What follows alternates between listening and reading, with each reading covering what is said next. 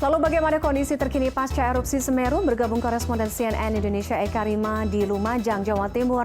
Rima, selamat malam. Rima, bagaimana kondisi di tempat Anda berada terkait dengan evakuasi warga yang masih berada di zona merah, kemudian pantauan Anda di lapangan terkait dengan permukiman warga yang mungkin sampai dengan sekarang masih tertimbun material vulkanik. Silakan. Ya, Tiffany, aktivitas yang berada di posko, tepatnya di posko penanggal yang sudah dibentuk sebagai posko tanggap darurat erupsi Semeru pada sore hari ini, sudah melakukan berbagai aktivitas, diantaranya untuk sekarang adalah pengumpulan sumbangan-sumbangan dan juga donasi-donasi dari sejumlah pihak untuk kemudian didistribusikan kepada pengungsi. Untuk saat ini ada 12 titik pengungsi dan di sana tinggal sekitar 50 sampai 200 pengungsi yang berada di masing-masing pengungsian tersebut. Dan untuk area yang saat ini masih berada di area zona merah, di mana ada timbunan di sana abu vulkanis yang menimbun rumah-rumah warga, tepatnya untuk daerah-daerah seperti di Tanjung Kuning, kemudian beberapa daerah lainnya juga. Ini masih dilakukan proses evakuasi terhadap sejumlah warga yang masih tetap ingin tinggal di daerah merah tersebut. Misalnya seperti berada di zona merah di Supit Urang misalnya.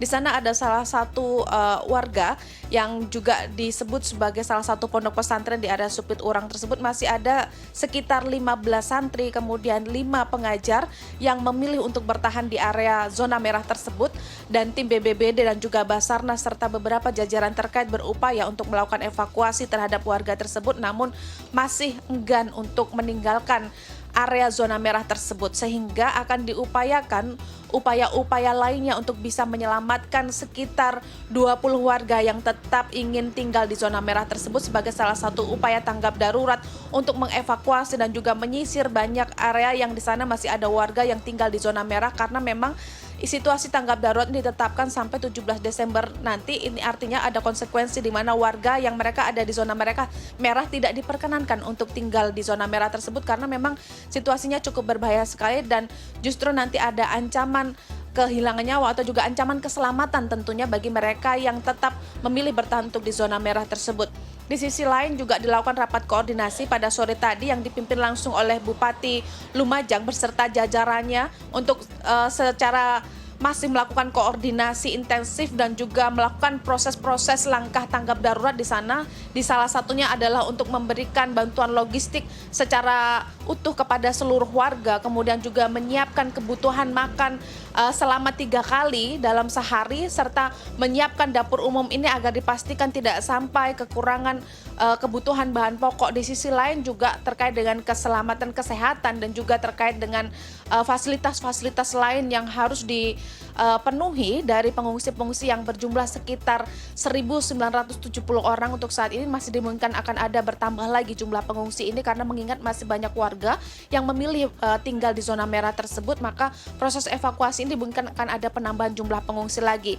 Kemudian ada beberapa warga juga yang masih saat ini berada di area zona yang di sana juga masih butuh bantuan, atau di area ribut di sana bantuan ini masih dilakukan melalui daerah Kabupaten Malang, karena memang dari Kabupaten Lumajang tidak bisa mengakses daerah tersebut. Misalnya seperti di Kalkepuro, kemudian di beberapa daerah lain juga masih dilakukan proses sinergi antar daerah, baik itu dari Kabupaten Lumajang dan juga Kabupaten Malang, untuk bisa memberikan bantuan terhadap warga yang masih belum bisa diakses oleh pemerintah Kabupaten Lumajang.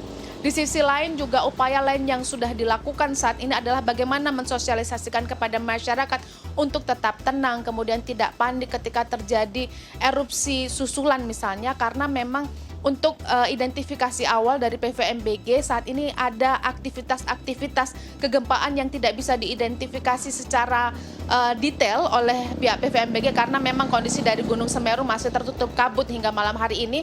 Sementara masih ada aktivitas-aktivitas kegempaan dengan luncuran di sana awan panas sekitar 6 km.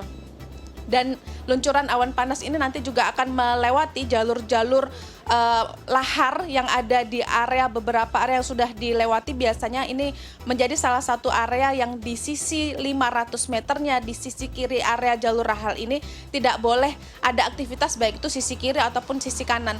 Begitupun dengan relawan, kemudian juga petugas-petugas yang ditugaskan di sana juga diharapkan untuk tidak ada di area tersebut.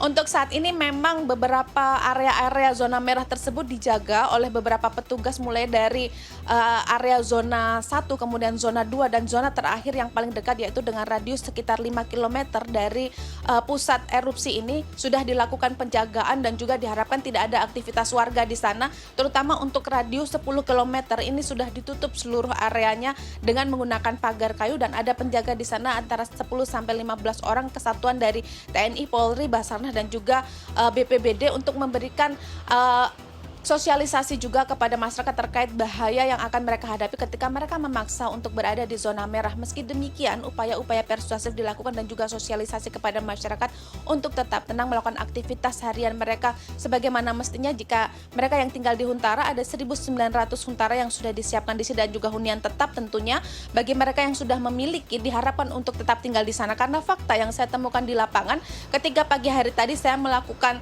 proses ikut penyisiran dengan pihak BPBD, ternyata masih banyak sekali warga yang selama ini masih tinggal di zona merah padahal mereka sudah memiliki Huntara dan juga hunian tetap. Tetapi mereka tetap memilih berada di area seperti Curakoboan misalnya dan juga Tajak Kuning misalnya. Mereka tetap memilih berada di rumah-rumah mereka yang memang itu merupakan area zona merah dan ketika erupsi terjadi tanpa bisa ada early warning dulu kepada masyarakat, mereka akan menjadi korban pertama di sana. Seperti yang terjadi saat ini juga rumah-rumah mereka ternyata masih tertimbun dengan kedalaman sekitar 3-4 meter dan mereka sudah bisa melakukan langkah evakuasi terlebih dahulu ini karena ada peringatan terlebih dahulu dari petugas. Namun jika terjadi secara tiba-tiba maka ini hal-hal yang tidak ringan tentunya yang harus dihindari oleh pihak pemerintah dan juga BPBD untuk memberikan early warning system karena mereka diharapkan tetap tinggal di Huntara dan juga hunian tetap yang sudah difasilitasi oleh pemerintah dan tidak kembali ke rumah tinggal mereka sebelumnya.